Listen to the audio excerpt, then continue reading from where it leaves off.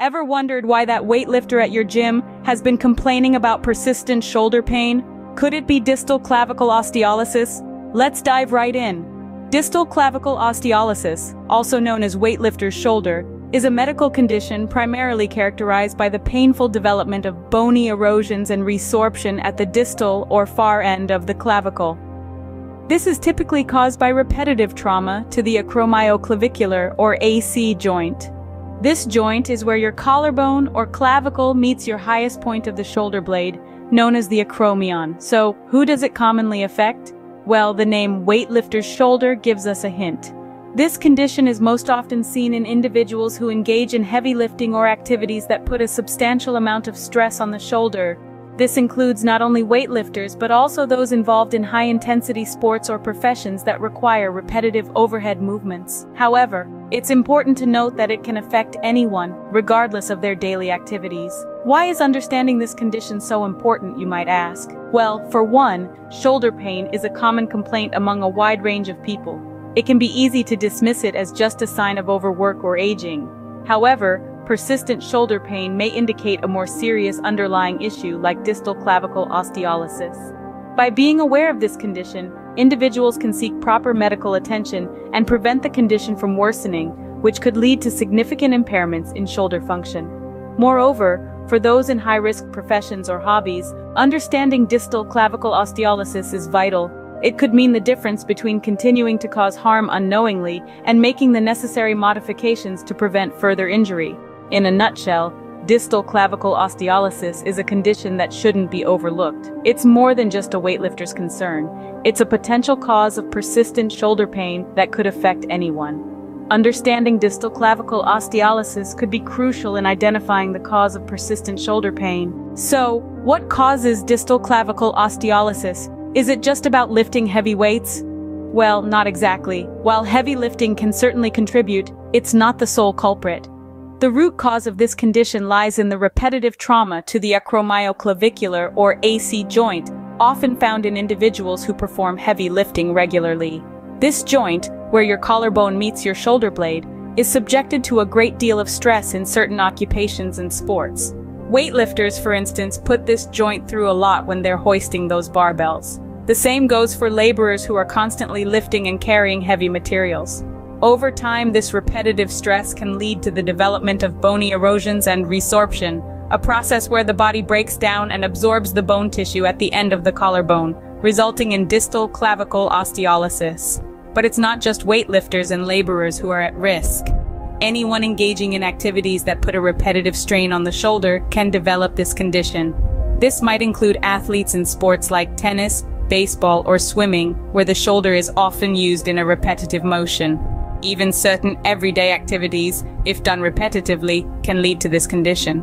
For example, someone who spends hours a day at a computer, typing and using a mouse, could potentially be at risk if their posture and ergonomics are not correct. So while heavy lifting and other high-stress activities can certainly be major factors in the development of distal clavicle osteolysis, they're not the only causes. The key factor is repetitive stress or trauma to the AC joint, whether that comes from lifting weights, swinging a tennis racket, or even just typing at a computer.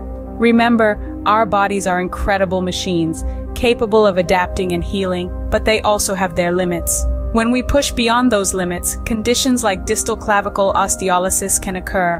While heavy lifting can be a major cause, it's not the only one. Even everyday activities can lead to this condition if they put repetitive strain on the shoulder.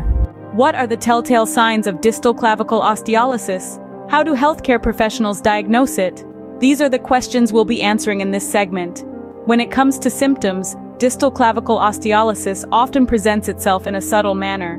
It's a condition that can be easily overlooked, but knowing what to look for can make all the difference. The most common symptom is pain in the shoulder. This pain is usually localized at the top of the shoulder, right over the acromioclavicular joint, also known as the AC joint.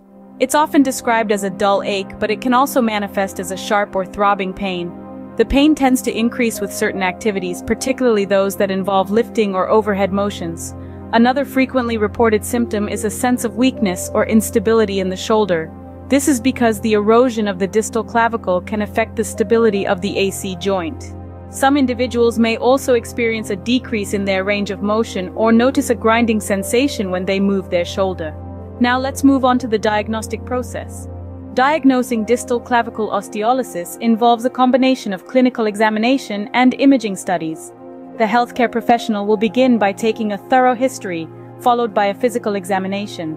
They will pay special attention to the AC joint, checking for tenderness, swelling, or deformity. Radiographs or X-rays play a crucial role in the diagnosis of this condition.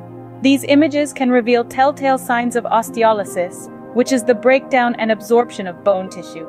They may also show cysts, erosions, and resorption of the distal end of the clavicle. It's important to note that these changes may not be visible in the early stages of the disease, which can make the diagnosis challenging. Sometimes additional imaging studies such as an MRI or a CT scan may be needed to confirm the diagnosis or to rule out other conditions that can cause similar symptoms. These advanced imaging techniques can provide a more detailed view of the joint and the surrounding structures. It's also worth mentioning that in some cases, a trial of non-surgical treatment may be used as part of the diagnostic process. If the symptoms improve with treatment, this can support the diagnosis of distal clavicle osteolysis. In conclusion, diagnosing distal clavicle osteolysis requires a keen eye and a thorough approach. It starts with recognizing the symptoms, followed by a detailed examination and the right investigations.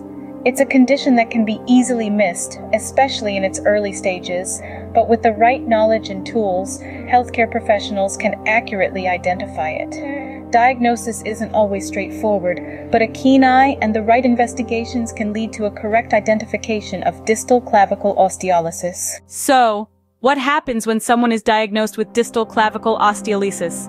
How is it treated?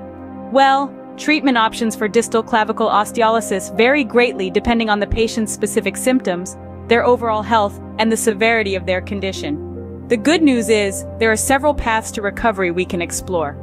Let's start with the non-surgical options.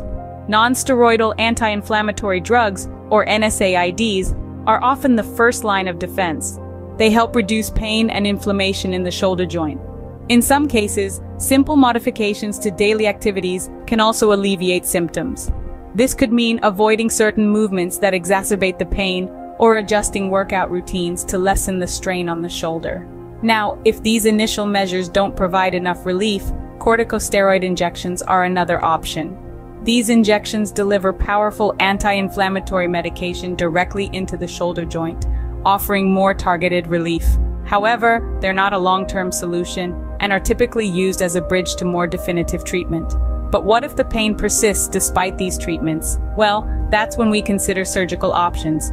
Two primary surgical procedures are used to treat distal clavicle osteolysis: arthroscopic and open distal clavicle excision. Both procedures involve removing a small portion of the clavicle to alleviate pressure on the joint. Arthroscopic surgery is minimally invasive and has a shorter recovery time, while open surgery may be necessary for more severe cases. It's important to note that every patient's journey with distal clavicle osteolysis is unique. The best course of treatment is the one that aligns with the patient's specific needs and lifestyle.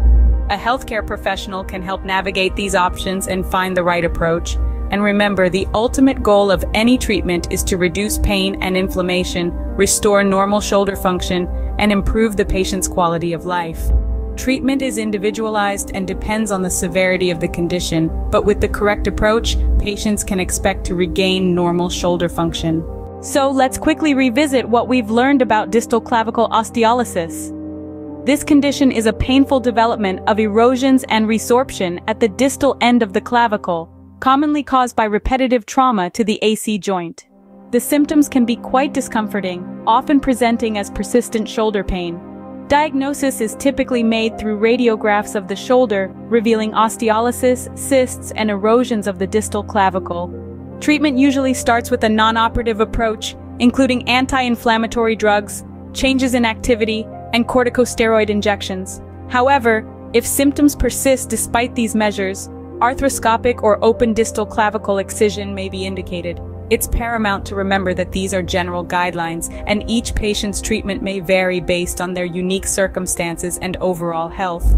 Remember, persistent shoulder pain is not something to ignore. If you or someone you know is suffering, it's important to seek medical advice. It could be distal clavicle osteolysis.